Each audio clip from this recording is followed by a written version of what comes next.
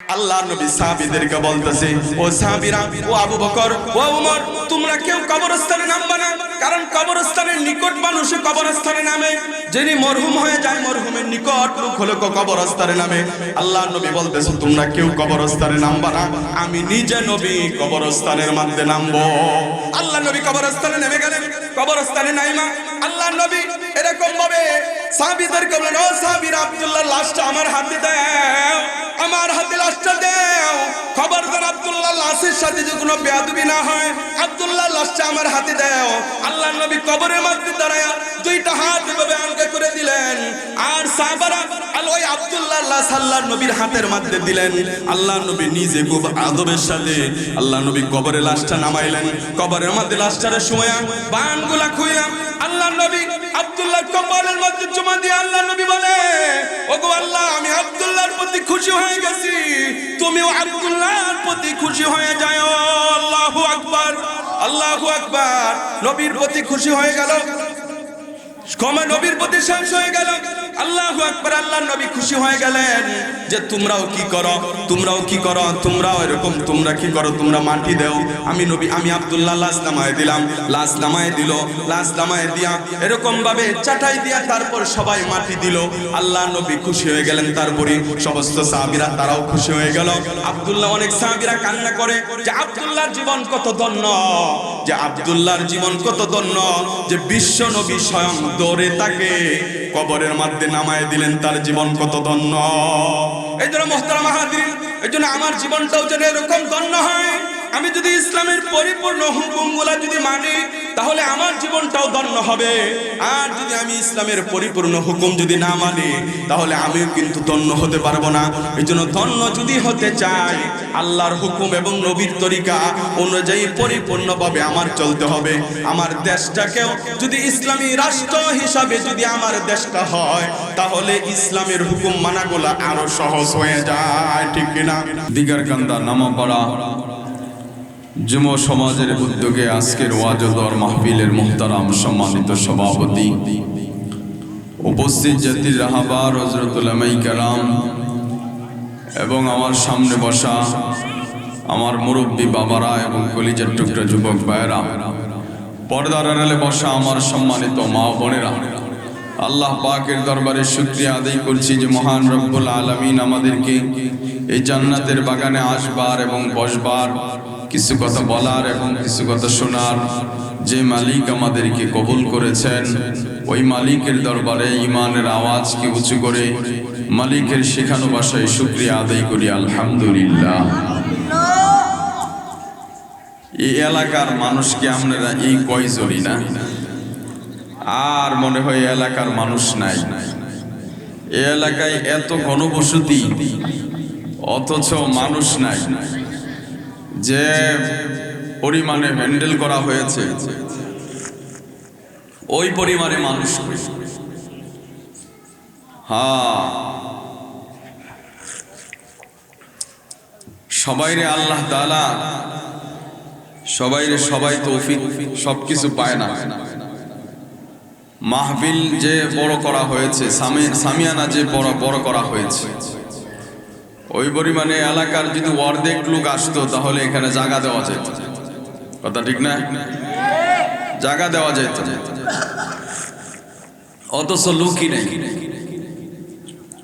কারণ ওয়াজ শুনতে শুনতে এখন সবার ওয়াজ হয়ে গেছে মুখস্থ। এখন সবার পকেটে পকেটে ওয়াজ। বলেন যে হুজুর কেমনে? সবার হাতে মোবাইল আছে, সবার পকেটে পকেটে এখন ওয়াজ আছে। মন চাইলেই বাস, ইউটিউবে চার্জ দিলেই ওয়াজ পাওয়া যায়। এই জন্য এখন সব ওয়াজ ঢুকে গেছে পকেটে। এখন আর মাঠে আর ওয়াজ নাই, মাঠের ওয়াজ এখন শেষ। ওই জন্য লোকও কম।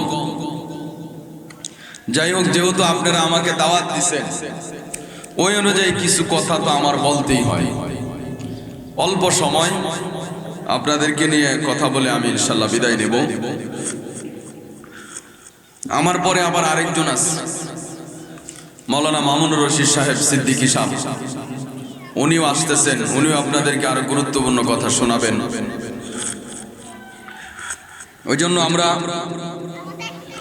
মনোযোগ সহকারে ইনশাআল্লাহ আলোচনা শোনার চেষ্টা করব এবং আমল করার চেষ্টা করব ইনশাআল্লাহ। আল্লাহ পাক যেন আমাদেরকে তৌফিক দান করে, বলেন আমিন। আমি করেছি এটা সকলের মোটামুটি পরিচিত আয়াত। আমি আলোচনা করব মানুষ আল্লাহ তাআলা কেন সৃষ্টি করলেন, মানুষ সৃষ্টি করার উদ্দেশ্য কি। এই উদ্দেশ্য আপনাদের সামনে কিছু আলোচনা করার চেষ্টা করব ইনশাআল্লাহ। আল্লাহ তাআলা যখন বানাইলেন, দুনিয়া বানানোর পরে তখন আদম আলাইহিস সালাতু ওয়াস সালামকে আল্লাহ তাআলা কাদা মাটি দিয়া বানায়া জমিনের মধ্যে ফালায় রাখলেন, রৌদ্রের মধ্যে। অনেক দিন ফালায় থাকার পর শুকানোর পরে আল্লাহ তাআলা আদমের এরকম শরীরের ভিতরে রূহ দিয়ে দিলেন।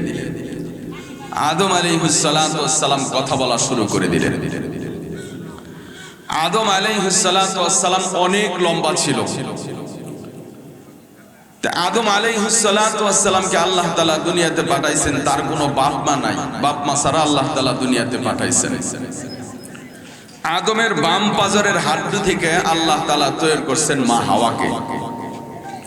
হাওয়া আলাইহিস সালাতু ওয়াস সালামের কোনো আব্বা আম্মা নাই। এই দুইজনের সৃষ্টি ভিন্ন রকম, দুইজনের সৃষ্টি কারো সৃষ্টির সাথে কারো মিল নাই, এক একজনের সৃষ্টি এক এক রকম। আরেকজন আল্লাহ তাআলা নবী দুনিয়াতে পাঠাইছেন, ওনার নাম হলেন হযরতে ঈসা আলাইহিস সালাতু ওয়াস সালাম।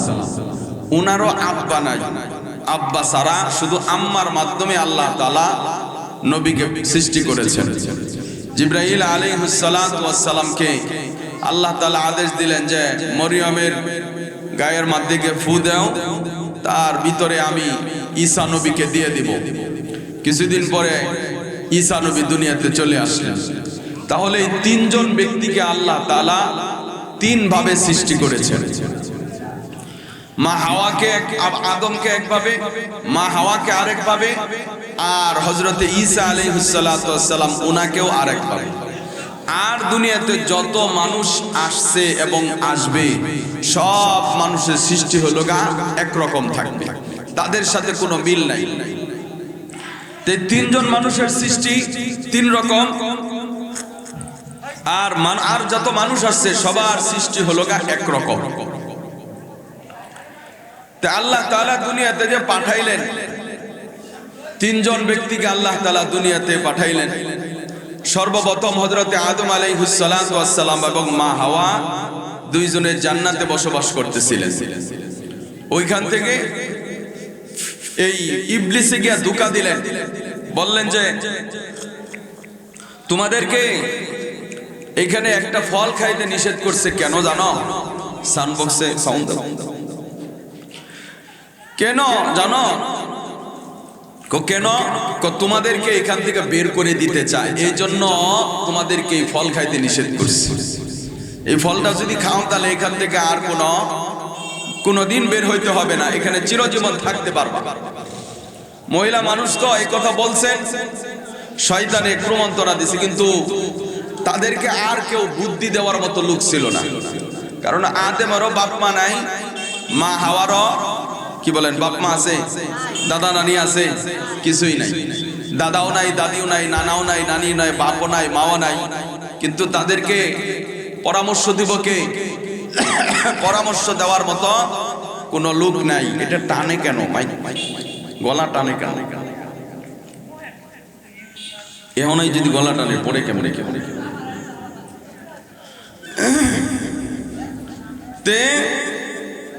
তাদের কোনো বাপ মা নাই, তাদেরকে কে পরামর্শ দিবে? পরামর্শ দেওয়ার মতো কোনো লোক নাই। তারা চলতেছেন, কিন্তু শয়তানে আইসা পরামর্শ দিল যে আমি যেটা বলতেছি এটা শুনো।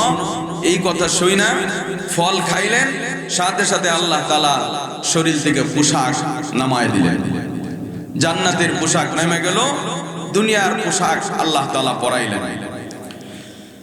আল্লাহ তাআলা দুনিয়াতে এই তিনজন ব্যক্তিকে আলাদা আলাদা সৃষ্টি করছেন। মানুষদেরকে আল্লাহ তাআলা একভাবে সৃষ্টি করছেন। যত মানুষ আসছে পরে সব মানুষদের সৃষ্টি একরকম, সবাই কিন্তু নাপাক পানির দ্বারা সৃষ্টি। এক ফোঁটা নাপাক পানির মাধ্যমে আল্লাহ তাআলা আপনাকে আমাকে দুনিয়াতে পাঠাইছেন। আমাদের শরীরের অঙ্গ প্রত্যঙ্গ থেকে এই যে নাপাক পানিটা, এটা যদি নাপাক পানি বের হয় শরীর থেকে, গোসল ফরজ হয়ে যায়। শরীর থেকে আরো অনেক জায়গা থেকেই পানি বের হয়, সব জায়গা থেকে পানি বের হইলে শরীর নাপাক হয় না। যেমন আমাদের মুখের মধ্যে থুতু আসে, মুখ দিয়ে পানি বের হয় না, এটা কি পাক না নাপাক? এটা পাক, এটা নাপাক নয়। নাক দিয়ে শিং বের হয়, এটাও পাক, এটা নাপাক নয়। চোখ দিয়ে পানি বের হয়, এটাও পাক, এটা নাপাক নয়। প্রস্রাব করি আমরা, ইস্তেঞ্জা করি, প্রস্রাব করলেও প্রস্রাব বের হয়, এটা নাপাক, কিন্তু এটা বের হইলে গোসল ফরজ হয় না। কি বলেন? প্রস্রাব বের হলে গোসল ফরজ হয়? বের হয় না। তো এই একই রাস্তা দিয়ে যদি মজি বের হয়, তাহলে তার উপরে ওযু ফরজ হয়, গোসল ফরজ হয় না। আর যদি মনি বের হয়, তাহলে তার উপর গোসল করা ফরজ হয়ে যায়। একই রাস্তা দিয়া ওই পানি যদি বের হয়, তাহলে তার উপর গোসল ফরজ হয়ে যায়। গোসল ছাড়া সে নামাজ পড়তে পারবে না, কোরআন পড়তে পারবে না, এমনকি মসজিদেও প্রবেশ করতে পারবে না। নাপাক অবস্থায় মসজিদে প্রবেশ করা যাবে? যাবে না। তাহলে একই জায়গা দিয়ে আল্লাহ তাআলা এরকম পানি বের করছেন। ওই পানিটা হলো এমন একটা পানি বের হয়, ওইটার মাধ্যমে আল্লাহ তাআলা আপনাকে আমাকে দুনিয়াতে সৃষ্টি করে পাঠাইছেন। ওই পানিটা বের হইলে ফরজ হয়ে যায় গোসল। এটা কারণটা কি? এটার কারণটা হলো যে দুনিয়াতে আল্লাহ তাআলা নাপাক পানির দ্বারা সৃষ্টি করে দুনিয়াতে পাঠাইছেন। কারণ দুনিয়াতে মানুষ আসার পরে তাদের জ্ঞান দিয়া, বুদ্ধি দিয়া তারা বিমান বানাবে, হেলিকপ্টার বানাবে, তারা এই আকাশে এই সৌরজগতে চলে যাবে, আকাশে তারা এরকম চাঁদের দেশে চলে যায়। এই যে তাদের এই যে এত কিছু জ্ঞান শক্তি আল্লাহ তাআলা তাদেরকে দিয়েছেন, তারা এটা তৈরি করবে। এইটা তৈরি করাতে তাদের ভিতরে অহংকার চলে আসতে পারে। এই অহংকারের কারণে আল্লাহ তাআলা এই কথা বলে যে দুনিয়ার মানুষেরা শোনো, তোমরা যেন অহংকার করতে, মানুষ যেন অহংকারই করতে না পারে। একমাত্র অহংকার হলো আমি আল্লাহ, মানুষ যেন অহংকার করতে না পারে। এই জন্যই আমি আল্লাহ তাদেরকে নাপাক পানি দ্বারা বানাইছি। কারণ দুনিয়াতে এই যে ধরেন আপনার বাড়িতে একজন লোক কাজ করছে, এলাকার ভিতরে সে ভান্তা ভাত খায়া কাজ করে বড় হয়েছে, এখন আল্লাহ তাআলা তারে হঠাৎ করে বড় লোক বানায় দিছে। এখন বড় লোক হয়ে হ্যাঁ যদি নেতামি হরে আমনের সামনে, আপনারা ওই সময় কবেন কি যে বেটা কার সামনে নেতামি হরস, তোর পেটের ভিতরে আমাদের বাড়ির এখনো পর্যন্ত সিন্নি রয়ে গেছে, সিরিজ দিয়ে টান দিলে এখনো ওই সিন্নি তোর পেট থেকে বেরোইব। কার সামনে নেতামি করস? তখন কিন্তু ওই ব্যক্তি আর আপনার সামনে কথা বলতে পারবে না। আল্লাহ এই কথাই বোঝায় যে দুনিয়ার মানুষ, আমার সামনে কোনো নেতামি চলবে না, কোনো অহংকারী চলবে না, তাকাব্বুরি চলবে না।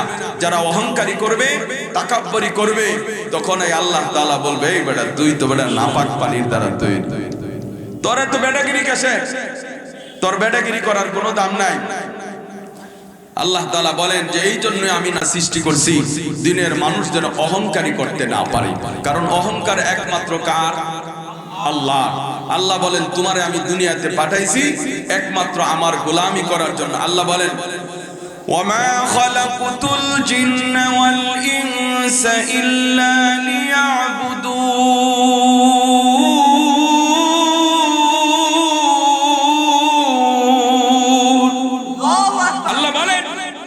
ও দুনিয়ার মানুষ, আমি জিন এবং মানুষ, দানব এবং মানব, এদেরকে আমি আল্লাহ বানাইছি একমাত্র আমার গোলামি করার জন্য। গোলামিটা কার করতে হবে? আল্লাহ। এই গোলামি করতে গেলে যেহেতু আমরা বান্দা, বান্দা হিসাবে আমাদের কাজ হলো বন্দিগি করা। বন্দিগি করা ছাড়া কখনো বান্দা হওয়া যায় না। যদি আপনি বন্দিগি করেন তাহলে আল্লাহর প্রকৃত বান্দা হতে পারবেন। আল্লাহ বলেন মানুষকে আমি সবচেয়ে সম্মানিত হিসাবে দুনিয়াতে পাঠাইছি। সূরা আর রহমানে আল্লাহ তাআলা এই কথাই বলেন। সম্মানিত কিভাবে হইল? আল্লাহ বলেন আর রহমান আল্লামাল কুরআন খালাকাল ইনসান আল্লামাহুল বায়ান। আর রহমান দয়াময় আল্লাহ আমি সৃষ্টি করেছি। আল্লাহ বলেন শিক্ষা দিয়েছি কোরআন, সৃষ্টি করেছি মানুষ। এখানে দেখেন তাফসীরের ভিতর বলা হয়েছে আর রহমান আল্লামাল কুরআন, দয়াময় আল্লাহ শিক্ষা দিয়েছি কোরআন, সৃষ্টি করেছি মানুষ। এখানে মানুষ তো আল্লাহ তাআলা পরে সৃষ্টি করা বলতেছে, তাহলে মানুষ দুনিয়াতে আল্লাহ তাআলা সৃষ্টি না করে কোরআন শিক্ষা দিল কেমনে? কথা ঠিক না? মানুষ দুনিয়াতে না আসলে কোরআন শিখতে পারবে? কোরআন শিখতে পারবে, কিন্তু আল্লাহ তাআলা বলতেছেন দয়াময় আল্লাহ শিক্ষা দিয়েছি, কোরআন সৃষ্টি করেছি মানুষ, আগে কোরআন শিক্ষা দিয়েছে তারপরে মানুষ সৃষ্টি করছে। মূলত তাফসীরটা এভাবে হওয়ার দরকার ছিল, আর রহমান খালাকাল ইনসান আল্লামাহুল বায়ান, দয়াময় আল্লাহ সৃষ্টি করেছি মানুষ, শিক্ষা দিয়েছি কোরআন। এভাবে হওয়ার দরকার ছিল না, কারণ মানুষ আগে সৃষ্টি করতে হবে। মানুষ দুনিয়াতে আসার পরে সে না জ্ঞান শিখবে, কোরআন শিখবে, না আসলে সে কোরআন শিখবে কিভাবে? কিন্তু আল্লাহ তাআলা বলতেছেন তো যে আমি আল্লাহ আগে কোরআন শিক্ষা দিয়েছি, পরে মানুষ সৃষ্টি করেছি, এই কথা আল্লাহ বলতেছেন। কিন্তু এই কথা কেন বললেন? এই কথা বলার কারণ হলো এটা বুঝবার বিষয়। মুফাসসিরিনে কেরাম লেখেন এটা বোঝার বিষয় হলো যে যার ভিতরে আল্লাহর কোরআন আছে ওই ব্যক্তি হলো প্রকৃত মানুষ, যার ভিতরে আল্লাহর কোরআন নাই ওই ব্যক্তি কখনো মানুষ হতে পারে না। এটি আল্লাহ তাআলার কথা। কারণ যার ভিতরে আল্লাহর কোরআন আছে, আল্লাহর ভয় আছে, ওই ব্যক্তি তো আল্লাহকে ভয় করে। কোন ব্যক্তি? যার ভিতরে আল্লাহর কোরআন আছে। যার ভিতরে আল্লাহর কোরআন নাই সে আল্লাহকে ভয় করবে কিভাবে? আল্লাহকে মানবে কিভাবে? যে আল্লাহকে মানে না, আল্লাহর নাফরমানি করে, নামাজ পড়ে না, রোজা করে না, হজ করে না, যাকাত দেয় না, ওই ব্যক্তি তো আল্লাহর নাফরমান, ওই ব্যক্তি তো আল্লাহর গোলাম হতে পারে না, কারণ সে আল্লাহর হুকুম কোনোটাই মানে না। এজন্য আল্লাহ বলে যে তোমরা কোন সবচেয়ে ভালো মানুষ হলো ওই ব্যক্তি যে ব্যক্তি আল্লাহর কোরআন পড়ে এবং আল্লাহর কোরআন পড়ায়, ওই ব্যক্তি হলো দুনিয়ার ভিতরে সবচেয়ে ভালো মানুষ। ওই ব্যক্তি হলো প্রকৃত মানুষ। যারা আল্লাহর কোরআন পড়ে না ওরা প্রকৃত মানুষ হতে পারে না। উলাইকা কাল আনআম বাল হুম আদাল, তারা হলো চতুষ্প জন্তুর চেয়েও নিকৃষ্ট, খারাপ। এটা আল্লাহর কথা। মুহতারাম হাজিরিন, আল্লাহ এই কথাই বোঝাইতেছেন যে আমি মানুষকে সৃষ্টি করেছি একমাত্র আমার গোলামি করার জন্য। মানুষ গোলামি করতে গেলে দুনিয়াতে তার তিনটা বাধকতা, তিনটা এরকম ভাবে বিপদ আসে, তিনটা বাধা আসে, তিন জায়গা থেকে তার বাধা আসে। এক নাম্বার বাধা হলো তার নিজের নফসের থেকে বাধা। কেমন ভাবে বাধা আসে? যেমন আপনি মাহফিলে আসতে চাইতেছেন কিন্তু নফসে আপনাকে বলতেছে না মাহফিলে যাওয়ার দরকার নাই। নফসে চাইতেছে, আপনি মনে চাইতেছে যে আমি একটু বসি, কিন্তু আপনারে এরকম মনে মনে বলতে না বইয়া কি লাভ নাই, হুজুর হয়তো আলোচনা তো করেই জায়গা, বইয়া কি আর হবে, এগুলো তো শোনাই আছে, বাস আপনারা এখান থেকে উঠায় দিল। এটা হলো আপনার নফসে বাধা দেয়, নফসে আপনাকে এটা বাধা দিতেছে। মনে চাইতেছে ওইটা ফজরের নামাজটাকে পড়তে, কিন্তু আপনারে বাধা দিতেছে ফজর নামাজ সময় তো আছেই, মসজিদে গিয়ে পড়া লাগবো, এখানে কি আর পড়া যাবে না, আপনাকে বাধা দিয়ে ঘরের মধ্যে নামাজটা পড়াইতেছে। ঘরের মধ্যে নামাজ পড়লে তখন আপনি কি মসজিদে গিয়ে নামাজ পড়লে যে সব হইতো, ঘরের মধ্যে নামাজ পড়লে কি এই সব হবে? কখনো হবে না। এটা নফসে আপনাকে বাধা দেয়। নফসে আপনাকে অনেক দিক দিয়ে বাধা দিতে পারে, আপনাকে আরো অনেক ব্যাখ্যা আছে। দুই নম্বর বাধা হলো আপনাকে শয়তান আপনাকে বাধা দেয়। শয়তান কিভাবে বাধা দেয়? শয়তান আপনাকে বলে আপনি ঘুষ খান না, কিন্তু আপনাকে শয়তানে বলতেছে এই বেটা তুই ঘুষ, তুই কি নিজের লেগে ঘুষ খাইতেছস? তোর সন্তানাদি আছে, বিবি বাচ্চা আছে, স্ত্রী পুত্র আছে, এদের লেগে তুই করতেছস, একটু খাইলে সমস্যা নাই, কারণ ওদেরও তো জীবন বাঁচাইতে হবে, এই জন্য একটু খাওয়া সমস্যা নাই। তখন আপনাকে কি করতেছে? এই শয়তান আপনাকে বাধা দিতেছে, ঘুষ খাওয়াইতেছে। শয়তান হলো আপনাকে সবচেয়ে বড় বাধা দিতেছে। নিজের নফস, নিজের শয়তান, আর হলো নিজের পরিবার, আত্মীয় স্বজন, এইগুলাও আপনাকে বাধা দেয় দিনের কাছ থেকে। যেমন আপনার ঘরের টিভি, এইটা আপনার টিভি সরাইতে চান, কিন্তু আপনার সন্তান আপনাকে সরাইতে দেয় না, বলে দে বাবা আমরা মানুষের ঘরে টিভি দেখবো, আমরা আমাদের ঘরে টিভি থাকো, আমরা একটু একটু দেখবো, আমাদের ঘরেই দেখবো, বাহিরে গিয়ে আমরা দেখবো না। এই জন্য শয়তান আপনাকে এই নিজের পরিবারের লোকজন আপনাকে বাধা দিয়ে এই ঘর থেকে টিভি সরাইতে দেয় না। আপনি দাড়ি রাখতে চান, কিন্তু আপনার স্ত্রী আপনাকে দাড়ি রাখতে দেয় না। এটা হলো আপনার পরিবার থেকে আপনাকে বাধা দিতেছে। আপনি চাইতেছেন দাড়িটা রাখবেন, কিন্তু বলে না দাড়ি এটা তুমি কি এখন দাড়ি রাখা লাগবো, তুমি কি এখন বুড়া হয়ে গেছো গা, আর কিছুদিন যাক, মেয়েটারে বিয়ে দাও, পরবর্তীতে তুমি রাখবা। তাহলে আপনার পরিবারও আপনাকে বাধা দিতেছে, এই দ্বীনের কাছ থেকে আপনাকে ফিরায় রাখতেছে, তাহলে নফস, শয়তান আর হলো কি আপনার পরিবারের লোকজন আপনাকে দ্বীনের কাছ থেকে সরায় রাখে, এরা আপনাকে বাধা দেয়। কিন্তু আপনার এটা প্রতিজ্ঞা করতে হবে যে না, আমাকে কেউ বাধা দিয়ে পিছনে রাখতে পারবে না, আমি আল্লাহর গোলাম, আমার অবশ্যই আল্লাহর গোলাম সুন্দর করে করতে হবে, গোলামি করতে হবে। সাহাবাই কেরামরা কিভাবে গোলামি করেছেন, ওইভাবে আমাদের গোলামি করতে হবে। সাহাবাই কেরামের জিন্দেগি কেমন ছিল, ওই রকম ভাবে আমাদের জিন্দেগিটা বানাইতে হবে। আল্লাহ নবী করিম সাল্লাল্লাহু আলাইহি সাল্লাম আমাদেরকে যেভাবে দ্বীন ইলম অর্জন করার জন্য আমাদেরকে উৎসাহিত করেছেন, আমাদের ওইভাবে দ্বীন শিখতে হবে এবং ওইভাবে আমাদেরকে আমল করতে হবে। এটাই হলো আমাদের নিয়ম, এটাই আমাদেরকে রাসূল শিক্ষা দিয়ে গেছেন। রাসূলুল্লাহ সাল্লাল্লাহু আলাইহি ওয়াসাল্লামের একজন সাহাবী ছিলেন হযরতে আব্দুল্লাহ রাদিয়াল্লাহু তাআলা আনহু, আব্দুল্লাহ জুলবাদাজাইন। উনি অনেক বড় মাপের সাহাবী ছিলেন, কিন্তু অনেক কুরবানি, অনেক ত্যাগ স্বীকার করে এই দ্বীনের পথে আসছেন, ইসলামের পথে আসছেন। আমরা তো ইসলাম পাইছি এমনি এমনি, আমাদের তো কোনো এত কষ্টও হয় নাই। আমাদের বাবা মুসলমান, দাদা মুসলমান, আমরা ওইভাবে আমরা মুসলমান, কিন্তু আমরা তো নামে মুসলমান হয়ে আসছি। কিন্তু সাহাবাই কেরাম তারা বুঝে বুঝে বুঝে বুঝে তারপর মুসলমান হয়েছেন, অনেক কষ্ট কুরবানি করেছেন। আমরা এর কানি কোনো আমরা যাইতে পারি না। আব্দুল্লাহ জুলবাদাজাইন একজন বড় মাপের সাহাবী ছিলেন। এই আব্দুল্লাহ জুলবাদাজাইন আল্লাহ নবী মক্কা মদিনাতে বসবাস করতেন এক বস্তিতে। আল্লাহ নবী যখন মক্কা ছেড়ে মদিনায় যখন আসলেন, মদিনায় আসার সাথে সাথে আল্লাহ নবী মানুষদেরকে দ্বীন প্রচার করা শোনায়, দ্বীনি দাওয়াত দেয়, মানুষদেরকে হকের দিকে ডাকিতেছে, জাহান্নামের পথ থেকে ধরে ধরে জান্নাতের রাস্তায় মানুষদেরকে হাঁটায় দিতেছে। এই অবস্থায় ওই আব্দুল্লাহ জুলবাদাজাইন নবীজির কাছে আইসা নবীজির কাছে কথা শুনে, কিন্তু এখনো মুসলমান হয় নাই, বেদুইন মুসলমান হয় নাই। আল্লাহ নবীর কাছে আইসা কথাবার্তা শুনে, আল্লাহু আকবার, কথাবার্তা শুনে 4-5 দিন এরকম ভাবে যাইতেছে। কয়েক মাস যাওয়ার পরে আল্লাহ নবীর কাছে আইসা বলে, ওগো নবী গো, আমি দীর্ঘদিন যাবত পর্যন্ত আপনার কথাগুলো আমি শুনতেছিলাম, আপনার কথাগুলো আমার খুব ভালো লাগতেছিল, আমি বুঝতে পেরেছি আপনি আসলেও সত্যিকারের নবী, আপনি হলেন আল্লাহর পয়গম্বর, আমার আর কোনো বুঝার বাকি নাই, আপনি আমাকে কালিমা পড়ে মুসলমান বানায় দেন। মুসলমান হয়ে গেল, মুসলমান হয়ে গেল, গোপন রাখলো, কারো কাছে বলল না। মুসলমান হয়ে গেল, কারো কাছে কোনো কিছু না বলে বাড়িতে চলে গেল। বাড়িতে যাওয়ার পরে তার চাচা, তার বাবা, তার মা, তার আত্মীয় স্বজন সবাই তারা বেদুইন, সবাই তারা ইহুদি, কেউ মুসলমান না। আল্লাহ নবী হকের দাওয়াত দেয়, এই দাওয়াতের কথা শুই না তার চাচারা, তার বাবারা সবাই নবীজির বিরোধিতা করে। আমরা তো এতদিন বাপ দাদার ধর্ম মেনে মেনে চলছি, মক্কা থেকে একজন মোহাম্মদ নামে একজন ব্যক্তি আসছে, ওই ব্যক্তি আমাদেরকে বলে যে এটা বলে আমাদের বাপ দাদার ধর্ম, এটা করা বলে ঠিক না।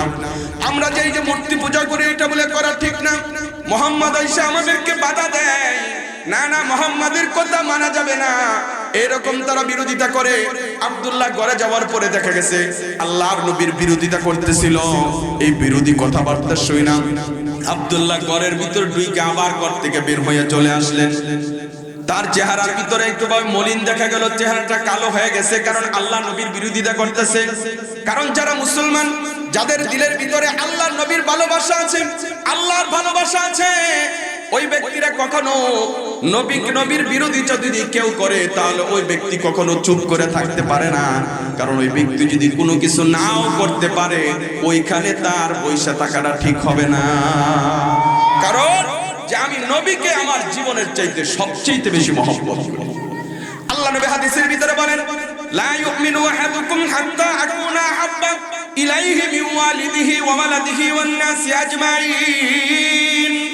আল্লাহ নবী বলেন, তুমি ততক্ষণ পর্যন্ত মুমিন হতে পারবে না যতক্ষণ পর্যন্ত তোমার পিতার চাইতে, তোমার মাতার চাইতে, তোমার সন্তানের চাইতে, তোমার স্ত্রীর চাইতে, তোমার আত্মীয় স্বজনের চাইতে, তোমার জীবনের চাইতে নবীকে যতক্ষণ পর্যন্ত বেশি মহব্বত করতে না পারবা, ততক্ষণ পর্যন্ত তুমি নবীর খাঁটি উম্মত হতে পারবা না। নবীর উম্মত হওয়ার জন্য চেষ্টা করতে হবে। কিন্তু আমাদের সমাজের যুবকরা নবীর খাঁটি উম্মত হইতে তারা ইচ্ছুক নয়। কিন্তু তারা নেতার বন্ধু হইতে তারা খুব উচ্চ। তারা এরকম ভাবে নবীর বন্ধু হতে চায় না। দেখা গেছে নবীর বন্ধু যদি হইতে চাইতো তাহলে অবশ্যই নবী যেইভাবে দাড়ি রাখছিল অবশ্যই সে সেইভাবেই দাড়ি রাখতো। নবী যেইভাবে পাঞ্জাবি গায়ে দিয়েছিল ওইভাবেই সে পাঞ্জাবি গাইতো। নবী যেইভাবে সুন্নত তরিকায় চলার জন্য আদেশ করেছিল ওইভাবেই সে চলতো। কিন্তু না, নবী যেইভাবে চলার জন্য বলছেন ওইভাবে সে চলে না। সে চলে হলো শাকিব খান যেইভাবে মাথার স্টাইলে চুল রাখছে সেও ওইভাবেই চুল রাখে। অথচ নবী যেইভাবে চুল রাখার জন্য আদেশ করেছেন ওইভাবে সে চুল রাখে না। তাহলে বোঝা গেল নবীর চাইতে সে ওই নর্তকী, ওই এরকম ভাবে যারা সিনেমা করে শাকিব খান যেই কথাই বলেন ওই ব্যক্তিকে সে বেশি ভালোবাসে নবীর চাইতে, ঠিক কিনা? তাহলে নবীর যদি বেশি না ভালোবাসতো তাহলে অবশ্যই শাকিব খানে যেইভাবে চুল রাখছে এইভাবে সে চুল রাখতো না।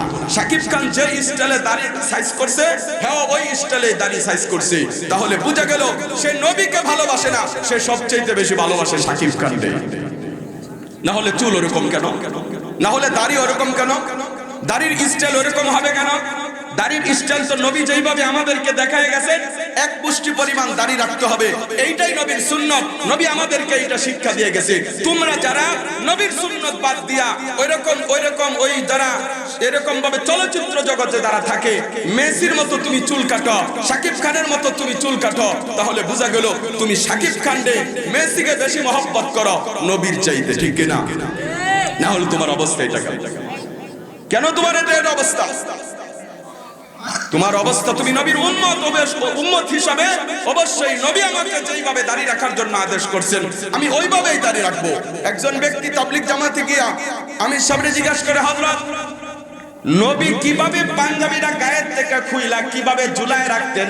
আমি ওইভাবে পাঞ্জাবিটা ঝুলায় রাখতে চাই।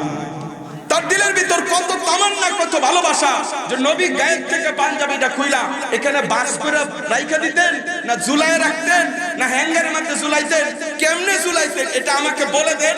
নবী যেইভাবে পাঞ্জাবি রাখছে আমি ওইভাবে পাঞ্জাবিটা রাখতে চাই। তাহলে বুঝা গেল তার দিলের ভিতরে নবীর মহব্বত ভালোবাসা সবচেয়ে বেশি, ঠিক না? কিন্তু তোমার মহব্বত কিরকম? তুমি কও মেসি কেমনে বিড়ি টানে, তুমি হেমনে বিড়ি টানো। শাকিব খানে যেমনে বিড়ি টানে তুমি এমনিও বিড়ি টানো। শাকিব খানে যেমনে ফাসার আলারে আনে তুমি অমনে ফাসার আলারে আনে। তাহলে বোঝা গেল তুমি শাকিব খানকে বেশি ভালোবাসো। তুমি মা বোনেরা পূর্ণিমা যেইভাবে হাসে হেওয়া ওইভাবে হাসি দিবার চা। পূর্ণিমা যেই ডিজাইনের শাড়ি পরে ওই ডিজাইনে হেওয়া শাড়ি পরবার চা। না তাহলে বোঝা গেল সে নবীর স্ত্রীদের আদর্শ তার মানতে ভালো লাগে না, তার ভালো লাগে এই চিত্র জগতের পূর্ণিমা এরকম ভাবে নায়ক নায়িকা যারা আছে তাদের আদর্শ ভালো লাগে। এই জন্য পূর্ণিমা যেইভাবে লিপস্টিক লাগা হেওয়া ওইভাবে লিপস্টিক লাগা, এরকম ভাবে পরিমণি যেইভাবে মাথার চুল ডিজাইন করে হেওয়া ওইভাবে ডিজাইন করে। এর মানে নবীর চাইতে বেশি মহব্বত করে পূর্ণিমার। তাহলে তুমি এইভাবে চুল রাখো কেন? তুমি রাস্তা দিয়ে এইভাবে হাঁটো কেন? তোমার হাঁটার ডিজাইন কি এরকম? যেমনি নাইকে হাঁটি তুমি অমনে হাঁটো কেন? তোমার হাঁটার স্টাইল তো থাকবে সুন্নত তরিকা। কালো একটা বুরকা পরে তুমি রাস্তা দিয়ে হাঁটবা, তুমি এমন ভাবে যাইবা তোমার পোশাকটা পুরো ঢিলা ঢালা থাকবে, অঙ্গ পতঙ্গ কিছুই দেখা যাবে না, বোঝা যাবে না। হিজাব পরে তুমি রাস্তা দিয়ে হাঁটবা, তোমাকে মানুষ দেখে কখনো টিটকারি দিতে পারবে না, যুবকরা কখনো চোখ রাঙিয়ে তোমার দিকে তাকাইতে পারবে না। সবাই ভাববে এটা মনে হয় বুড়া বেরিয়ে যাইতেছে, এটা ভাববে। কিন্তু এখন তোমাকে দেখা মনে করে এটা বুড়া বেটি নেতা, হ্যাঁ এমন ভাবে যা এটারে দেখকে যুবক পাগল, এটার পিছনে পিছনে দৌড়ে। তাহলে বোঝা গেল তুমি আসলে এই সুন্দরের পাগল। আসল সুন্দর হলেন বিশ্বনবী মুহাম্মদুর রাসূলুল্লাহ সাল্লাল্লাহু আলাইহি ওয়াসাল্লাম। তার মতো সুন্দর মানুষ আর পৃথিবীতে কেউ আসে নাই আর আসবেও না। তার সুন্নতকে অনুসরণ করো, কাজে লাগে। তাহলে বোঝা গেল ওই সাহাবী বলতেছিলেন, ওই সাহাবী নবীর কথা যখন আলোচনা হয় তখন সে ঘর থেকে বের হয়ে যায়। নবীর বিরোধিতা যখন আলোচনা করে সে আর ঘরে থাকতে চায় না। সে বলে না আমি এই ঘরে থাকবো না। কেন? কয় এমনিতে আমি এই ঘরে থাকতে চাই না। তার চাচা ডাইকা বলে কিরে আব্দুল্লাহ তুই কি মুসলমান হয়ে গেছস নাকি? এই কথা যখন বলে ফেলেছে তার বাক ভঙ্গিতে বুঝে ফেলেছে তার চাচা যে আব্দুল্লাহ মুসলমান হয়ে গেছে। এখন আব্দুল্লাহকে বলে তুই মুসলমান হয়ে গেছিস কিনা? আব্দুল্লাহর না করতে পারে নাই। আব্দুল্লাহ চাচার মুখে মুখে বলে দেয়, চাচা আর গোপন করে কোনো লাভ নাই, ইসলামে আমি ইসলাম গ্রহণ করেছি, এইটা গোপন রাখা কোনো লাভ হবে না, এটা গোপন রাখার বিষয় নয়। কারণ যেই ধর্মের ভিতরে শান্তি আছে, যেই ধর্মের ভিতরে মুক্তি আছে, ওই ধর্মই আমি গ্রহণ করেছি। আমি আর ইহুদি ধর্ম গ্রহণ করতে চাই নাই, আমি আর এই তোমাদের ধর্মতে থাকতে চাই না, আমি এখন কালিমা পড়ে মুহাম্মদের কাছে মুসলমান হয়ে গেছি। এই কথা বলার সাথে সাথে তার চাচারা খেপে গেল। খেপে গিয়া বলে, আব্দুল্লাহ এখনো সময় আছে, মুসলমানিত্ব ছেড়ে আমাদের ধর্মে চলে আয়, না হলে কিন্তু তোকে কিন্তু অনেক কষ্ট দিব, অনেক তোকে এরকম ভাবে অপমান করব। আব্দুল্লাহ বলে, ও চাচা, অপমান তোমরা আমাকে যাই করো না কেন, তোমরা যদি আমাকে মেরেও ফেলো, তবু আমি এক চুল পরিমাণ ইসলাম থেকে পিছপা হব না, এক চুল পরিমাণ আমি পিছপা হব না। কিন্তু আমাদের সমাজের যুবকরা তারা এরকম কথা বলে, এই যে সামনে আসতেছে তাদেরকে এক ট্যাঙ্কি যদি কেরোসিন তেল যদি ফুল করে দেওয়া হয়, আর যদি 1000 টাকা তাদের পকেটে ঢুকায় দেওয়া হয়, সারা দিন যাবত, সারা দিন পর্যন্ত ওই ব্যক্তির বিরুদ্ধে, ওই ব্যক্তির পক্ষে সে স্লোগান দিতে থাকে, ওই ব্যক্তির পক্ষে কথা বলতে থাকে। বেনামাজি না নামাজি এটা তার দেখার বিষয় না, তার দেখার বিষয় হলো আমার ট্যাঙ্কি ফুল আর ফহদ গরম, আর কোনো আমার সমস্যা নাই, এটা হে চায়। কিন্তু যুবক, তোমার এটা বলা রাখার উচিত ছিল যে আমি থাকবো হলো নামাজি ব্যক্তির পক্ষে, আমি থাকবো ইসলামের পক্ষে, আমি কোনো বেনামাজির পক্ষে আমি থাকতে চাই না। কারণ যে নামাজি সে হলো আল্লাহর বান্দা, আর যে ব্যক্তি 5 ওয়াক্ত নামাজ পড়ে না সে আল্লাহর সাথে নাফরমানি করে। যারা আল্লাহর সাথে নাফরমানি করে ওই ব্যক্তিগুলা মানুষের সাথেও নাফরমানি করবে, আর যারা আল্লাহর নাফরমানি করে না ওই ব্যক্তিগুলা কখনো মানুষের সাথে নাফরমানি করবে না। কারণ যারা আল্লাহর সাথে নাফরমানি করতে পারে তারা সবার সাথেই নাফরমানি করতে পারে। সবচেয়ে বড় দুশমন হলো যারা আল্লাহর সাথে নাফরমানি করে। আল্লাহর সাথে নাফরমানি হলো আল্লাহর হুকুমকে অমান্য করা, আল্লাহর হুকুমকে অমান্য করা। আল্লাহর হুকুম যারা মানতে চায় না তারা সবচেয়ে বড় নাফরমান। এই জন্য আমরা কখনো নাফরমান হতে চাই না, আমরা আল্লাহর পক্ষে আমরা থাকতে চাই। আল্লাহর পক্ষে থাকতে হবে, নবীর পক্ষে থাকতে হবে, তাহলে খাঁটি মুমিন হওয়া যাবে। তাহলে আমাকে যে আল্লাহ দুনিয়াতে বানাইছেন বান্দা হিসাবে যে আমি দুনিয়াতে আসছি, তাহলে আমার এটা ঠিক থাকবে যে আমি আসলে আল্লাহর বান্দা, বান্দা হিসাবে আমার কাজ হলো বন্দেগী করা। এই জন্যই তো আল্লাহ তাআলা আমাকে দুনিয়াতে পাঠাইছেন, না হলে কি কারণে আমাকে দুনিয়াতে পাঠাইছেন? আমার কাম কি? আমার কাম হলো সব সময় হকের পক্ষে থাকা, ইসলামের পক্ষে থাকা, এটাই তো আমার কাজ। কোনো আমি ইসলামের বিপরীতে আমি কখনো যেতে পারি না। ওই সাহাবী বলেন, আমি ইসলামের বিরোধিতা করতে পারবো না। চাচা, তোমরা যদি আমাকে মেরেও ফেলাও তবু আমি ইসলামের বিরোধিতা করব না, মুহাম্মাদের বিরোধিতা আমি করতে পারি না। চাচা বলে, এ আব্দুল্লাহ, এখনো সময় আছে, তুই আমাদের ধর্মে ফিরে আয়। না না না, তোমাদের ধর্মে আমি যাব না। ইসলাম ধর্মই হলো প্রকৃত ধর্ম, ইসলাম ধর্মই হলো শান্তির ধর্ম। আমি এই ধর্মের ভিতরে থাকতে চাই, অন্য কোথাও আমি যাইতে চাই না। এইভাবে যখন বারবার আব্দুল্লাহ এই কথাগুলো বলে, তার চাচা রেগে গেল। রেগে গিয়ে আব্দুল্লাহকে পিটানো শুরু করে দিল, এমন ভাবে পিটানো শুরু করে দিল আব্দুল্লাহ অজ্ঞান হয়ে গেছে। আব্দুল্লাহর মুখের মধ্যে পানি দেওয়া হলো, মধু দেওয়া হলো। আব্দুল্লাহ আবার এরকম ভাবে হুঁশ ফিরে আসলো। আব্দুল্লাহকে আবার বলে, আব্দুল্লাহ এখনো সময় আছে, ইসলাম ধর্ম ছেড়ে দে। তখন আব্দুল্লাহ বলে, না চাচা, ইসলাম ধর্ম আমি ছাড়তে পারি না। তখন তার চাচা বলে, ইসলাম ধর্ম তুই যদি না ছাড় তাহলে তোর গায়ে যে কাপড় আছে এই কাপড়গুলাও কিন্তু আমরা নিতে দিব না, কাপড়গুলাও কিন্তু তোর খুলে ফেলে রেখে দিব, সয় সম্পত্তি তোকে কিছুই দিব না, আমাদের সকলকে তোর ছাড়তে হবে। আব্দুল্লাহ বলে, চাচা আমি সব ছাড়তে পারি, তোমাদেরকে ছাড়তে পারি, সয় সম্পত্তি ছাড়তে পারি, টাকা পয়সা ধন দৌলত সব কিছু আমি ছাড়তে পারি, কিন্তু আমি ইসলামকে ছাড়তে পারি না। ইসলাম হলো প্রকৃত ধর্ম, ইসলাম ধর্মের আমি অটল থাকতে চাই। এইভাবে যখন আব্দুল্লাহ কথাগুলা বলে, চাচা আরো রেগে গেল। চাচা রেগে গিয়ে আব্দুল্লাহর এরকম শরীর থেকে কাপড়গুলা খুলে ফেললো। আব্দুল্লাহর কাপড়গুলা খুলে ফেলার বলে আব্দুল্লাহ উলঙ্গ হয়ে গেল। উলঙ্গ অবস্থায় আব্দুল্লাহকে আবার পিটানো শুরু করে দিল। পিটাইতে পিটাইতে রক্তাক্ত করে ফেলেছে। আব্দুল্লাহকে বেঁধে এরকম জমিনের মধ্যে ফালায় রাখছে। আব্দুল্লাহ এরকম ভাবে জ্ঞান হারিয়ে ফেলেছে। আব্দুল্লাহর শরীরের মধ্যে বিষ পিরপা দেওয়া হয়েছে। আব্দুল্লাহ বিষের যন্ত্রণায় এরকম ভাবে অজ্ঞান হয়ে গেছে। আবার যখন জ্ঞান ফিরে আসে, আবার ওই বিষ পিঁপড়া কামড়ায়, আবার জ্ঞান হারিয়ে ফেলে। এইভাবে গভীর রাত্র হয়ে গেল। গভীর রাত্র যখন হয়ে গেল, আল্লাহু আকবার, গভীর রাত্র হয়ে যাওয়ার পর সবাই যখন ঘুমিয়ে আছে, তার মা, দুঃখিনী মা, আব্দুল্লাহর মা ঘুমায় নাই। আব্দুল্লাহর মা আব্দুল্লাহকে দূর থেকে তাকায় তাকায় দেখে আর চোখের পানি ফালায়। আর কাছে আইসা যখন সবাই ঘুমিয়ে গেল, আব্দুল্লাহর কাছে আইসা বলে, আব্দুল্লাহ, আমি তোর আম্মা লাগি, এখনো সময় আছে, মুহাম্মদের ধর্ম ছেড়ে দিয়া তুই আমাদের ধর্মে চলে আয়, এখনো সময় আছে, চলে আয়। আব্দুল্লাহ বলে, মা, আমি তোমাদের সবাইকে ছাড়তে পারি, তবু আমি ইসলামকে ছাড়তে পারি না, এখনো সময় আছে। আব্দুল্লাহর মা বারবার বলে। আব্দুল্লাহ বলে, মা, তোমাকে আমি ইসলামের দাওয়াত দেই, তুমিও পারলে আমাদের ইসলাম ধর্মে চলে আসো। আব্দুল্লাহর মা বলে, না না না না, আমি মুসলমান হতে পারবো না, আমি এই ধর্মেই আছি, ভালো আছি, আমি মুসলমান ধর্মে যেতে পারবো না। আব্দুল্লাহর মা বলে, আব্দুল্লাহ বলে, আম্মা জান, তুমি যদি মুসলমান না হও, আমার মনের ভিতরে ব্যথা থাকবে যে আমার মাটাকে আমি মুসলমান বানাইতে পারলাম না, বাবাটাকেও মুসলমান বানাইতে পারলাম না, এটা দিলের ভিতর ব্যথা থাকবে। কিন্তু মা, তোমরা মুসলমান যদি হও তাহলে কপাল ভালো হবে, কিন্তু আমি মুসলমানিত্ব ছেড়ে অন্য ধর্মেতে আমি যেতে পারি না। আব্দুল্লাহর মা এই কথাগুলা শুনে আব্দুল্লাহর মায়ের ভিতরে ব্যথা দয়া লাগলো, এরকম ভাবে মায়া লাগলো। আব্দুল্লাহর এরকম ভাবে শরীরের বানগুলা খুলে দিল। বানগুলা খুলে দিয়া আল্লাহু আকবার, আব্দুল্লাহকে একটা গামছা আব্দুল্লাহর হাতে দিয়া বলে, আব্দুল্লাহ রে, তোর গায়ের মধ্যে কোনো কাপড় নাই, তুই আমার শাবালক সন্তান, বড় সন্তান, তুই আমার সামনে উলঙ্গ অবস্থায় দাঁড়ায় আছিস, এইটা আমার সহ্য হয় না।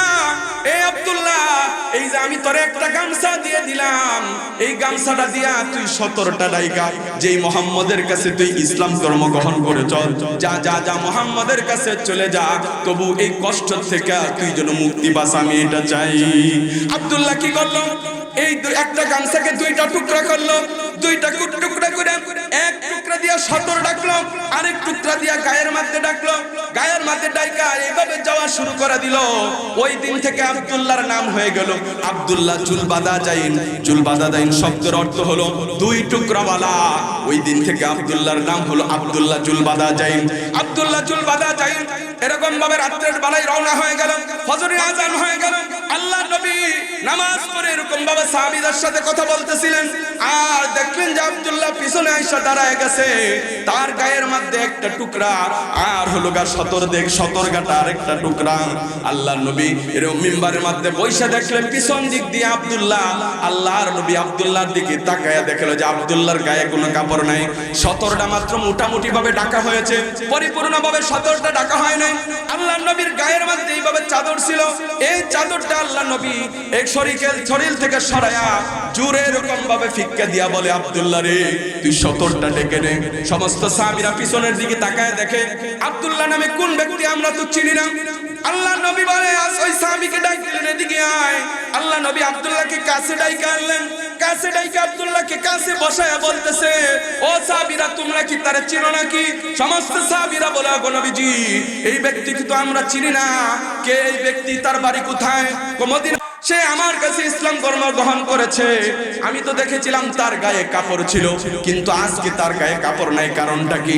আব্দুল্লাহকে জিজ্ঞাসা করে, আব্দুল্লাহ, তোর গায়ের কাপড় কি হলো? আব্দুল্লাহ হাউমাউ করে কান্না করে দিয়েছে, ওগো নবী গো, আমি ইসলাম গ্রহণ করেছি, এইটা আমার মা বাবা জেনে, আমার চাচারা জেনে আমাকে এমন ভাবে মারধর করেছে, এবং কি আমার শরীরের কাপড়গুলাও খুলে রেখে দিয়েছে। গভীর রাত্র সবাই ঘুমায় গেছে, কিন্তু আমার মা ঘুমায় নাই। আমার মা আমাকে একটা গামছা দিয়া বলে, বাবারে, যার কাছে ইসলাম ধর্ম গ্রহণ করেছ তার কাছে চলে যা। আমার মা আমাকে মাত্র একটা গামছা দিয়ে দিয়েছে, এই গামছাটা আমি 2টা টুকরা করে, একটা টুকরা দিয়া 17 ডাকলাম, আরেকটা টুকরা দিয়া ঘা ডাইকা, ওগো নবীজি, আপনার দরবার পর্যন্ত আমি আসছি। নবী গো, আপনার দরবার সামনে আমি কার দরবারে যাব? নবী গো, আমি বুঝতে পেরেছি। ও সাহাবীরা, তোমরাও বুঝতে পেরেছো, আজকে থেকে আব্দুল্লাহ হলো তোমাদের ভাই। আব্দুল্লাহ হলো তোমাদের ভাই। আল মুসলিম আকুল মুসলিম, এক মুসলমান আরেক মুসলমানের ভাই। আব্দুল্লাহ হলো তোমাদের ভাই। তোমরা যা খাইবা আব্দুল্লাহর এই তা খাওয়াইবা, তোমরা যেইভাবে চলবা আব্দুল্লাহর ওইভাবে তোমরা সহযোগিতা করবা, আব্দুল্লাহরে তোমরা কখনো কষ্ট দিও না। আল্লাহ নবী নিজের চাদর মোবারক তার গায়ে দিয়ে দিলেন। ওই সাহাবী চাদর পরলেন। আল্লাহ নবী বলে তুমি এখানেই থাকতে থাকো। আল্লাহ নবীর ওই সাহাবী আব্দুল্লাহ জুলবাদা যাইন মদিনার মধ্যেই থাকে। মদিনায় নবীর পিছনে নামাজ পড়ে, খাউন যা আসে খায়, না আসলে না খায় থাকে। আর মাঝে মাঝে জোরে জোরে আল্লাহ আল্লাহ করে চিৎকার মারে। এই সময় হযরত উসমান রাদিয়াল্লাহু তাআলা আনহু আব্দুল্লাহ জুলবাদা যাইনকে ধমকে দেয়, এই বেটা এত দূর চিল্লাও কেন? এত জোরে আল্লাহকে ডাকতে হয় না? আল্লাহকে আস্তে ডাকলেও তো শুনে, এত দূরে চিল্লায় না। আল্লাহ নবী উসমান রাদিয়াল্লাহু তাআলা আনহুকে বলে, উসমান ছেড়ে দাও আব্দুল্লাহকে। আব্দুল্লাহকে কিছু বইল না, কারণ আব্দুল্লাহ যে জোরে জোরে আল্লাহ আল্লাহ করে চিৎকার মারে, আসলে সে ইখলাসের নিয়তেই বলে, মানুষকে দেখানোর জন্য নয়। এজন্য জিকির করতে হবে কারে খুশি করার জন্য। ইয়া আইয়ুহাল্লাযীনা আমানু যকুরুল্লাহা যিকরান কাসীরা ওয়াসাব্বিহুহু বুকরাতাও ওয়া আসীলা। হে দুনিয়ার বান্দা বান্দীরা, তোমরা বেশি বেশি করে জিকির করো। তোমরা এমন ভাবে জিকির করো মানুষ যেন তোমাদেরকে দেখা বলে ব্যক্তিটা দুনিয়ার কোনো কিছুর জন্য পাগল না, একমাত্র আল্লাহর জন্যই পাগল। এইভাবে জিকির করা। গত সোমবারে আমার এক আত্মীয় মারা গেছে। উনি মূর্খ মানুষ ছিল, এত আমল আখলাক ছিল না, কিন্তু উনার জিকির এমন ভাবে ছিল, এরকম ভাবে জিকিরের কিছু কিছু তবকা আছে, সবক আছে, 1 2 3 4 5 এভাবে 16 তবকা, 20 তবকা, 25 তবকা, এরকম ভাবে পিসাবের সবক দেয় যে এইভাবে আপনি জিকিরগুলো আদায় করবেন। তো উনি আমার সম্পর্কে আত্মীয় মামা হয়। তো উনি নিজে এমন ভাবে জিকির করতেন, জিকির করতে করতে করতে 16 তবকা পর্যন্ত গেছে, 16 নাম্বার সবক পর্যন্ত উনি এমন ভাবে জিকির করতেন। রাত্রে শেষ রাত্রে উঠা সবাই ঘুমায় থাকতো। উনার পাশেই মসজিদ ছিল, বাড়ির পাশে। উনার একটা চাবি দেওয়া হয়েছে। উনি রাত্রের বেলা সবার আগে মসজিদে গিয়া তাহাজ্জুদ নামাজ পড়ে এমন ভাবে জিকির করতেন, শীতের দিনে শরীর দিয়া গাম শুরু হয়ে যেত, এমন ভাবে জিকির করতেন। আবার ফজরের আজান দিতেন, নামাজ পড়তেন, জিকির করতেন, কোরআন তেলাওয়াত করতেন, তাহাজ্জুদ পরে ইশরাকের নামাজ পড়া তারপর মসজিদ থেকে বের হইতেন। এত পরিমাণে জিকির করতেন। এটা বলার কারণ হলো যে উনি যখন মৃত্যুবরণ করলেন, রাত্রের বেলা জানাজার নামাজ পড়তে গেলাম, উনার চেহারাটার ভিতরে এইরকম নূর দেখা যাইতেছিল, চেহারাটা এরকম ভাবে ঝলমল করতেছিল। চেহারার দিকে তাকায় দেখি যে আল্লাহর নূর তার চেহারার ভিতরে চমকাইতেছে। সুবহানাল্লাহ। এজন্য যারা জিকির পার্টি, যারা জিকির করে, এটা জাকের পার্টি না, জিকির পার্টি। অনেকে তো উল্লাটা বোঝে, আবার জাকের পার্টির দিকে জোর শুরু হয় মানুষ, ওইনে যায় খালি গরু খাওয়ার লাগে আর কি। কিন্তু জাকের পার্টি না, জিকির পার্টি। জিকির কার জিকির করতে হবে? আল্লাহর জিকির করতে হবে। জন্য আল্লাহর জিকির যারা করে সর্বহালাতে, জিকির করতে তো ওযু লাগে না, ওযু ছাড়াও জিকির করা যায়। কিন্তু না শরীর যদি নাপাক হয়ে যায়, ওই অবস্থায় কিন্তু আপনার কি করতে হবে? পবিত্র হইতে হবে, গোসল করতে হবে, তারপর কোরআন ধরতে হবে, নামাজ পড়তে হবে। কিন্তু জিকির অপবিত্র অবস্থায় আল্লাহর নাম স্মরণ করা যায়, কোনো সমস্যা নেই। জিকির আল্লাহ পাকের সব সময় করা। করব তো জিকির ইনশাআল্লাহ। প্রত্যেক দিন 6 তাসবিহ করে জিকির করব কমসে কম। জিকির করা, জিকির করলে আল্লাহ খুশি। তো ওই সাহাবী আব্দুল্লাহ জুলবাদা যায় মাঝে মাঝে জোরে জোরে চিৎকার মারে, আল্লাহ পাকে আল্লাহ আল্লাহ করে জিকির করে। উসমান রাদিয়াল্লাহু তাআলা আনহু বলে, বড় এত জোরে জিকির করো কেন? আল্লাহ নবী বলে, ছেড়ে দাও, হ্যাঁ আল্লাহর জন্য সে ইখলাসের নিয়তে জিকির করতেছে, কিছু কইও না তুমি তারে। এইভাবেই চলতেছে। চলতে চলতে বহুদিন চলে গেল। আল্লাহ নবী একদিন যুদ্ধ যাবে। যুদ্ধে যাওয়ার সময় আব্দুল্লাহকে বলে, আব্দুল্লাহ তুমিও কি যুদ্ধে যাইবা নাকি? ওই সাহাবী বলেন, ওগো নবীজি আপনি যদি অনুমতি দেন তাহলে আমি যুদ্ধে যাওয়ার জন্য প্রস্তুত আছি। আমার তো কারো কাছ থেকে অনুমতি নেওয়ার প্রয়োজন নাই, কারণ আমার তো বিবি বাচ্চা, মা বাবা কেউই নাই, সবই তো আপনি আমাকে অনুমতি দিলে আমি যুদ্ধে যাব। আল্লাহ নবী বলে, চলো যাই যাই যুদ্ধ করতে যাই। যুদ্ধ করতে গেলেন, রাস্তার মধ্যে রাত্র হয়ে গেল। ওই অবস্থায় আল্লাহ নবী তাবু গাড়লেন। তাবু গাড়ার তাবু গাড়ে জারজির তাবুর ভিতরে ঘুমাইতেছে। রাত্র যখন গভীর হয়ে গেল, আব্দুল্লাহ শরীরের ভিতরে প্রচন্ড জ্বর। আব্দুল্লাহ জ্বরের কারণে শরীর কাঁপতেছিল। আব্দুল্লাহ এমন ভাবে শরীর কাঁপতেছিল, আব্দুল্লাহ আর বিছানার থেকে উঠতে পারে না। এমন সময় হযরত আবু বকর এবং হযরত উমর তারা দুইজন, আল্লাহু আকবার, তারা দুইজন আব্দুল্লাহর তাঁবুর ভিতরে আয়েশা দেখে আব্দুল্লাহ খুব জ্বরে কাতরাইতেছে। দৌড়ে আল্লাহর নবীর ঘরের মধ্যে থেকে তাঁবুর ভিতরে ঢুকলেন। তাঁবুর ভিতরে ঢুকে আল্লাহর নবীকে ঘুম থেকে জাগ্রত করে বলে, ওগো নবী গো, আপনার আব্দুল্লাহর খুব জ্বর চলে আসছে। আব্দুল্লাহ মুমূর্ষু অবস্থায়, আব্দুল্লাহর দুনিয়াতে থাকবে কিনা আমাদের জানা নাই। ওগো নবীজি বারবার আপনার নাম উচ্চারণ করতেছিল, এখন কি করা যায়? আল্লাহর নবী বসার থেকে উঠে দাঁড়ায় বলে, আমাকে আব্দুল্লাহর তাঁবু পর্যন্ত নিয়ে যাও। আল্লাহর নবীকে হযরত আবু বকর এবং হযরত উমর দুইজনে আল্লাহর নবীকে আব্দুল্লাহর তাঁবু পর্যন্ত নিয়ে গেলেন। আল্লাহর নবী তাঁবুর ভিতরে ঢুকলেন। তাঁবুর ভিতরে ঢুকে আল্লাহু আকবার, আল্লাহর নবী আব্দুল্লাহর মাথার শিয়রের পাশে গিয়ে বসলেন। বৈশা আল্লাহর নবী বলতেছে আব্দুল্লাহকে, কিরে আব্দুল্লাহ, তোর কি হয়েছে? আব্দুল্লাহ বলে, গো নবী গো, আমার শরীরে প্রচন্ড জ্বর। আল্লাহর নবী কি করলেন? তার মাথাটা এরকম ভাবে দুই হাত দিয়ে তুইলা আল্লাহর নবীর উরুর মধ্যে তার মাথাটা রাখলেন। মাথাটা রেখে আল্লাহর নবী বারবার আব্দুল্লাহর মাথার মধ্যে হাতটা বুলায় দিতেছেন। আর আব্দুল্লাহ আল্লাহর নবীর চোখের দিকে তাকায় আছে, আল্লাহর নবী আব্দুল্লাহর চোখের দিকে তাকায় আছে। এরকম ভাবে আল্লাহর নবী মাথা হাতাইতেছে, আল্লাহর নবীর কুলের মধ্যে আব্দুল্লাহর মাথা। আল্লাহু আকবার। আল্লাহর নবী মাথা হাতাইতে হাতাইতে হাতাইতে হঠাৎ করে দেখে আব্দুল্লাহর কথা বলে না। আব্দুল্লাহর শরীরে কাঁপুনিও বন্ধ হয়ে গেছে, শরীরটা ঠান্ডা হয়ে গেছে। আল্লাহর নবী কপালের মধ্যে হাত দিয়া দেখলেন আব্দুল্লাহর শরীর ঠান্ডা হয়ে গেছে। আল্লাহর নবী আর কথা বলতে পারলেন না, আব্দুল্লাহ আর কথা বলতে পারলেন না। আল্লাহর নবী আব্দুল্লাহর দেখে চোখগুলো এখনো তাকানো আছে। আল্লাহর নবী চোখের মধ্যে হাত দিয়ে চোখগুলো বন্ধ করে দিলেন। চোখগুলো বন্ধ করে দিয়া আল্লাহর নবী হযরত আবু বকর হযরত উমরকে বলে, এই উমর, এই আবু বকর, শুনো, আমার আব্দুল্লাহর দুনিয়াতে নাই। আমার আব্দুল্লাহ আল্লাহর ডাকে সাড়া দিয়া চলে গেছে। আমার আব্দুল্লাহর জন্য দাফন কাফনের তাড়াতাড়ি ব্যবস্থা করো। আল্লাহর নবী নিজে কি করলেন? এই চাদর মোবারকটা আল্লাহর নবী নিজে খুললেন।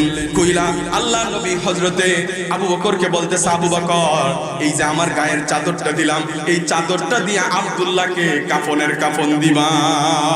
আল্লাহু আকবার। এই কথা যখন বললেন, হযরত ওমর কান্না করে দিয়া বলতেছে, গো আব্দুল্লাহ, তোমার জীবন কত ধন্য যে তুমি নবীর কোলের উপরে মাথা রেখে জীবনের শেষ তোমার ঘুমায় গেলা। আজকে যদি আব্দুল্লাহ যদি ওই কুলের মধ্যে না হইয়া আমি উমরের যদি এই ঘুমটা যদি হতো, তাহলে আমি উমরের জীবনটা ধন্য হয়ে যেত। আব্দুল্লাহর জীবন কত ধন্য যে নবীর চাদর নিয়ে আব্দুল্লাহ কবরের মধ্যে ঘুমাইবে। অথচ আমি যদি আজকে যদি উমর যদি হইতাম, আমি উমরের জীবনটা ধন্য হয়ে যেত। আমি নবীর চাদরটা নিয়ে কবরের মধ্যে ঘুমাইতাম, আমার জীবনটা কত ধন্য ছিল। কিন্তু আমি তো আর এই সুখ আমি বুক করতে পারলাম না। আল্লাহ নবী আবু বকর এবং উমরকে বললেন, তাড়াতাড়ি করে দাফন কাফনের ব্যবস্থা করো। আল্লাহু আকবার। দাফন কাফনের ব্যবস্থা করলো। আল্লাহ নবী নিজে জানাজা পড়াইলেন। জানাজা পড়ায় কবরস্থানে গেলেন। কবরস্থানে যাওয়ার পরে আল্লাহ নবী সাহাবীদেরকে বলতেছে, ও সাহাবীরা, ও আবু বকর, ও উমর, তোমরা কেউ কবরস্থানে নামবা না, কারণ কবরস্থানের নিকট মানুষ কবরস্থানে নামে। যিনি মরহুম হয়ে যায়, মরহুমের নিকট লোক হলো কবরস্থানে নামে। আল্লাহ নবী বলতেছে, তোমরা কেউ কবরস্থানে নামবা না, আমি নিজে নবী কবরস্থানের মধ্যে নামবো। আল্লাহ নবী কবরস্থানে নেমে গেলেন। কবরস্থানে নাইমা আল্লাহ নবী এরকম ভাবে সাহাবীদেরকে বললেন, ও সাহাবীরা, আব্দুল্লাহর লাশটা আমার হাতে দাও, আমার হাতে লাশটা দাও। খবরদার আব্দুল্লাহর লাশের সাথে যে কোনো বেয়াদবি না হয়, আব্দুল্লাহর লাশটা আমার হাতে দাও। আল্লাহ নবী কবরের মধ্যে দাঁড়ায়া দুইটা হাত এভাবে আলগা করে দিলেন। আর সাহাবারা ওই আব্দুল্লাহর লাশ আল্লাহর নবীর হাতের মধ্যে দিলেন। আল্লাহ নবী নিজে খুব আদবের সাথে আল্লাহ নবী কবরে লাশটা নামাইলেন। কবরের মধ্যে লাশটার সময় বানগুলা খুইলাম আল্লাহ নবী আব্দুল্লাহ কপালের মধ্যে চুমা দিয়ে আল্লাহ নবী বলে, ওগো আল্লাহ, আমি আব্দুল্লাহর প্রতি খুশি হয়ে গেছি, তুমিও আব্দুল্লাহর প্রতি খুশি হয়ে যাও। আল্লাহু আকবার, আল্লাহু আকবার। নবীর প্রতি খুশি হয়ে গেল, ক্ষমা নবীর প্রতি শেষ হয়ে গেল। আল্লাহু আকবার। আল্লাহর নবী খুশি হয়ে গেলেন যে তোমরাও কি করো, তোমরাও এরকম, তোমরা কি করো, তোমরা মাটি দাও। আমি আব্দুল্লাহ লাশ নামায় দিলাম, লাশ নামায় দিল, লাশ নামায় দিয়া এরকম ভাবে চাটাই দিয়া তারপর সবাই মাটি দিল। আল্লাহর নবী খুশি হয়ে গেলেন, তারপরে সমস্ত সাহাবীরা তারাও খুশি হয়ে গেল। আব্দুল্লাহ, অনেক সাহাবীরা কান্না করে যে আব্দুল্লাহর জীবন কত ধন্য, যে আব্দুল্লাহর জীবন কত ধন্য, যে বিশ্ব নবী স্বয়ং দৌড়ে তাকে কবরের মধ্যে নামায় দিলেন, তার জীবন কত ধন্য। এই জন্য মুহতারাম হাজিরিন, এই জন্য আমার জীবনটাও যেন এরকম ধন্য হয়। আমি যদি ইসলামের পরিপূর্ণ হুকুমগুলা যদি মানি তাহলে আমার জীবনটাও ধন্য হবে। আর যদি আমি ইসলামের পরিপূর্ণ হুকুম যদি না মানি তাহলে আমিও কিন্তু ধন্য হতে পারবো না। এই জন্য ধন্য যদি হতে চাই আল্লাহর হুকুম এবং নবীর তরিকা অনুযায়ী পরিপূর্ণভাবে আমার চলতে হবে। আমার দেশটাকেও যদি ইসলামী রাষ্ট্র হিসাবে যদি আমার দেশটা হয় তাহলে ইসলামের হুকুম মানাগুলা আরো সহজ হয়ে যায়, ঠিক কিনা? এই জন্য কিছু কিছু রাষ্ট্রে ইসলামের হুকুম কিছু কিছু মানে, আল্লাহর কোরআনের হুকুম কিছু কিছু মানা আছে, ওই জন্য কিছু কিছু ওই দেশের ভিতরে শান্তি। যেমন আফগানিস্তানে আল্লাহর হুকুম কিছু মানে, ওই জন্য দেশের ভিতরে কত শান্তি, মানুষগুলা কত আরামে বসবাস করে। আর যেইগুলা দেশের ভিতরে আল্লাহর হুকুম মানে না, ওই দেশগুলাতে দর্শন, ছিনতাই, চাঁদাবাজি, বদমাশি বেশি বেড়ে যায়। এই জন্য নিয়ত করতে হবে আমাদের দেশটা যেন ইসলামী, আমাদের দেশে যেন ইসলামী হুকুমত কায়েম হয়। এটা সবাই চাই কি চাই না? ইসলামী হুকুমত সকলেই চাই তো ইনশাআল্লাহ। এই জন্য ইসলামী হুকুমত কায়েম করার জন্য এখন থেকেই প্রস্তুতি দিতে হবে। এই জন্য ইসলামী একটা সঙ্গীত চাই চাই চাই, ইসলামী শাসন চাই, চাই চাই চাই, ইসলামী সরকার চাই, চাই চাই কোরআনী শাসন চাই। যেখানে থাকবে না অনাচার, যেখানে থাকবে না অবিচার, যেখানে থাকবে না অনাচার, যেখানে থাকবে না অবিচার, শান্তি সুখের গান গেয়ে যাই, চাই চাই ইসলামী সরকার চাই, চাই চাই কুরআনী শাসন চাই। যেখানে থাকবে না বিচার, যেখানে থাকবে না অনাচার, যেখানে থাকবে না বিচার, যেখানে থাকবে না অনাচার, এমন একটা রাষ্ট্র চাই, ঠিক কিনা? চাই চাই কোরআনী শাসন চাই, চাই চাই ইসলামী শাসন চাই। কামারের গুলা যেটা করে না পুর, শান্তি সুখের দ্বারা কি যে মাদুর। কামানের গুলা যেটা করে না পুর, শান্তি সুখের দ্বারা কি যে মাদুর। শান্ত মুক্ত পৃথিবী চাই, চাই চাই কোরআনী শাসন চাই, চাই চাই ইসলামী শাসন চাই। যেখানে থাকবে না অনাচার, যেখানে থাকবে না অবিচার, যেখানে থাকবে না অনাচার, যেখানে থাকবে না অবিচার, আগামীতে এদেশ হবে ইসলামী দেশ। এক হও মুসলিম ভুলে বিদ্বেষ, আগামীতে এদেশ হবে ইসলামী দেশ। এক হও মুসলিম ভুলে বিদ্বেষ, বিজয়ের জন্য ঐক্য চাই, ঠিক না? বিজয়ের জন্য ঐক্য চাই, চাই চাই ইসলামী সরকার চাই, চাই চাই কোরআনী শাসন চাই।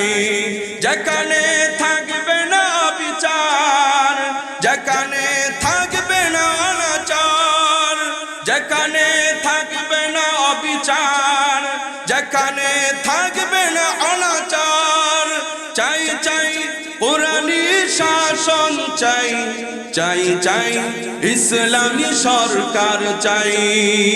আল্লাহু আকবার। ইসলাম যদি ক্ষমতায় আসে তাহলে সবাই ভালো থাকবে। যতদিন পর্যন্ত ইসলাম ক্ষমতায় না আসবে, ইসলামী হুকুম মানুষগুলা না মানবে, ততদিন পর্যন্ত কখনো শান্তি আসতে পারে না। আমরা ঠিকভাবে বান্দাও হতে পারবো না। এই জন্য বান্দা যদি হতে চাই, ইসলামী হুকুমত কায়েম করতে চাই, ঠিক কিনা? আল্লাহ যেন আমাদের সকলকে ইসলামী হুকুমগুলা মানার বুঝার জন্য তৌফিক দান করে, বলেন আমিন।